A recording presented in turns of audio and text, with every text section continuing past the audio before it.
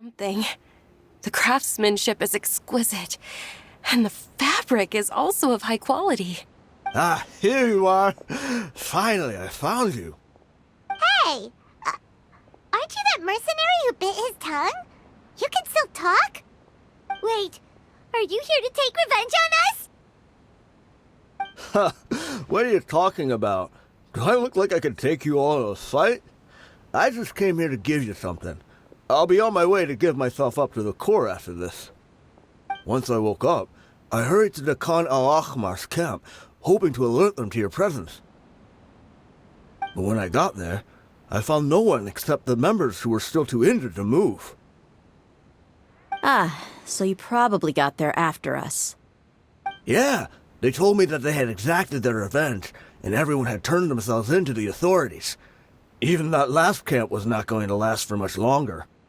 I had joined the cause to repay an old favor from Kusela. Now that everyone's already turned themselves in, I might as well do the same. One of the injured members gave this box to me, and told me that it contained some of the old man's last possessions.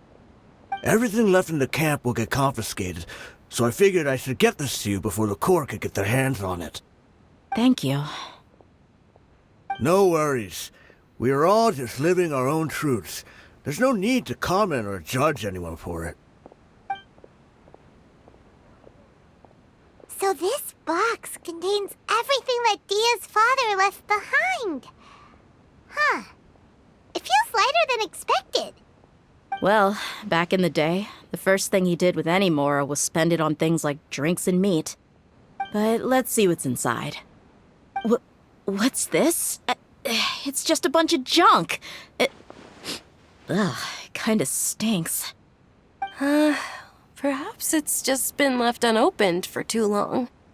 A handwritten copy of a storybook. The paper's already yellowed, and it looks like it's about to fall apart. It was against the Academia's rules to possess books for personal use. If he was going to break that rule, he could have at least copied something useful. That probably means this was really important to him. And here are a few bags of children's snacks. The packaging's completely deteriorated. Maybe that's where the smell was coming from. Did he get those for you? Yeah, but here's the thing, though. Even when I was a child, I was never a fan of these kinds of snacks. He'd always say that he got them for me, but in the end, he always ate more than I ever did. Who even leaves snacks in a box like this anyway? Isn't that just common sense? Forget it. Let me see what else is in here.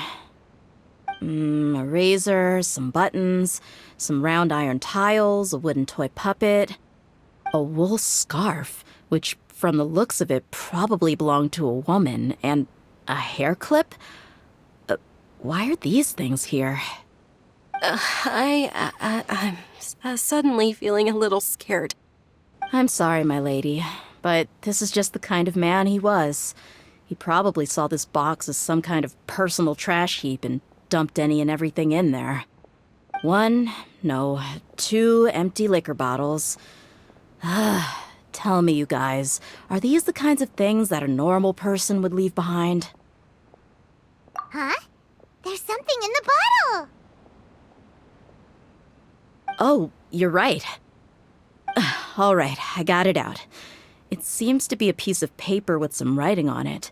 The bottom part's all damaged from moisture, though. Let's hope the writing didn't smudge. I was suddenly seized with an urge to write a letter after finishing this bottle. I just folded it up and left it in the bottle, though.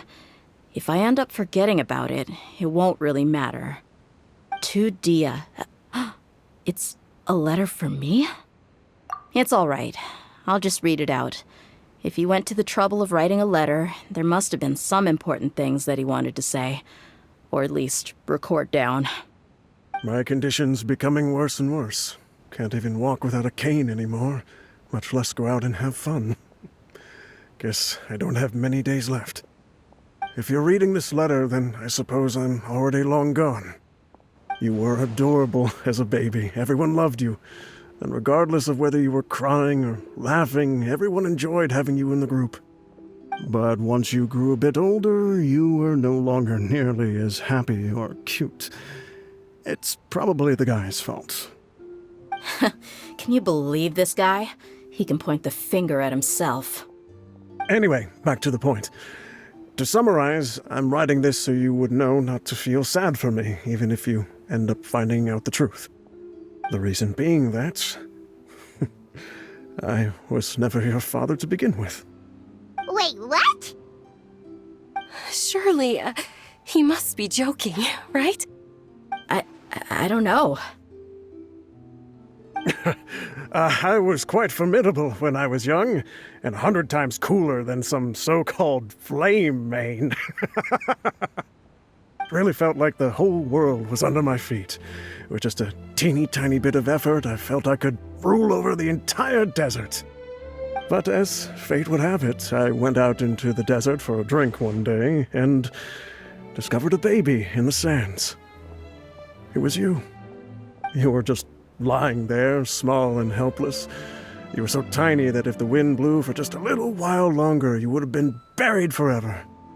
But your cries were so loud they made my head hurt. Now that I think of it, you really were a bundle of energy. Sounds like he's serious. I told Idrisi and the others that I had slipped up with a woman while out and about. None of them even doubted me. I'm sorry that I had to lie to them for so long, but I really had no other choice. I was their most esteemed leader, after all. It's not like I could just tell them that I suddenly wanted to play at being a father. At this rate, I'll puke up all the liquor I just drank from this bottle. Anyway, Dia, you possess the kind of freedom and kindness that we could only dream of.